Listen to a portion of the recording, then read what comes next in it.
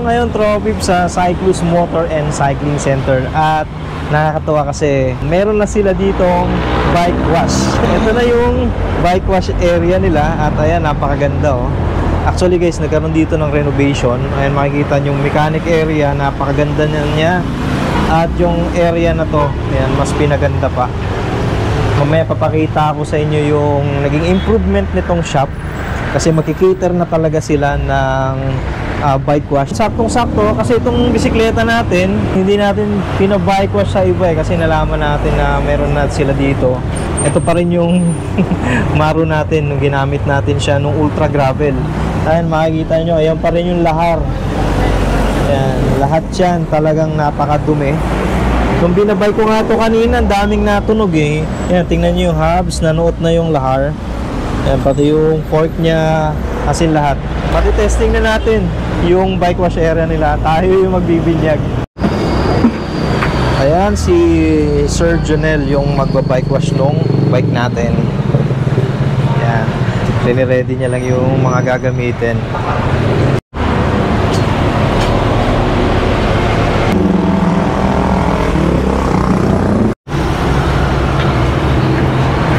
Okay, ayan na.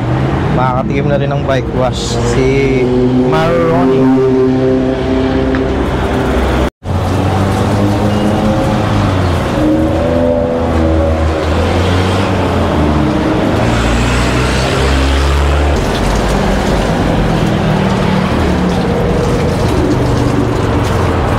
Ayan.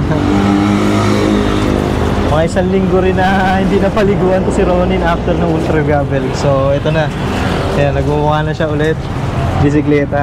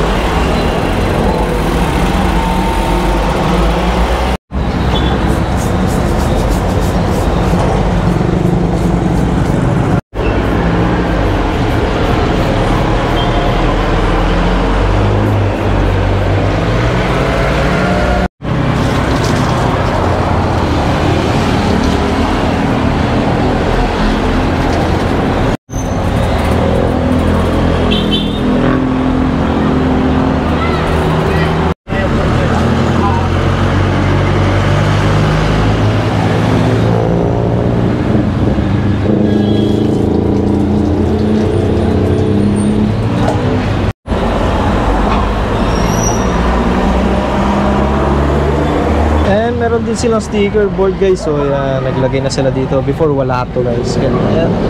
Para to sa mga tropang vlogger natin, pwede silang maglagay dito na sticker. Ayan. Sakali man napadaan ka dito sa Cyclus at ikaw ay isang content creator na may sticker, pwede kang maglagay dito. Ayan. Kahit sino naman pwedeng maglagay dito. Lalagay na sila ng mga magagandang tools dito sa mechanic area. At ito medyo naayos na nila yung selling area nila dito. Hindi ko na muna ipapakita halos lahat dyan. At ito yung dating may mga sale items dito. Ngayon ayan na yung itsura nya. Napakaganda ng display. At papagandahin pa yan guys. Hindi pa yan tapos. Pati ito hindi pa yan tapos. Bali sinet up lang nila muna na ganyan. Yan. Dito pa rin yung bike, pero definitely aalis yan dito kasi dito ilalagay yung tambayan natin. Yan. Kung sakali man may ride tayo, dito tayo pwede magtambay, magkape. Aalisin itong mga bike, mapupunta yan doon. Yan, siguro hopefully this month matatapos na rin to. At napakaganda na nito guys, ang place na to. Malawak na yung tambayan natin. After natin magbike sa Bermosa, kaya dito sa KTM Trail, Pasbu, yan, malapit na rin yung karera dyan. Saktong-sakto yan pag natapos to. Pwede kayong tumambay dito after the race.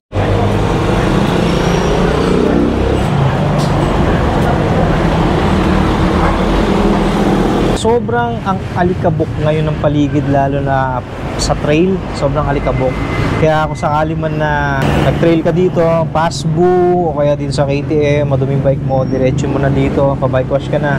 150 yung bike wash dito at sabi ni Ate Gina, may discount pa daw yan. Kaya punta na kayo dito.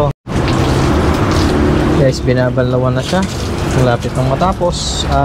Kita nyo naman, oh, napakalinis na ni Ronnie, no? Natapos na siyang i-wash. Pinapatuyo na lang. Napakaganda na nung maruroni natin, oh. Ayan, oh.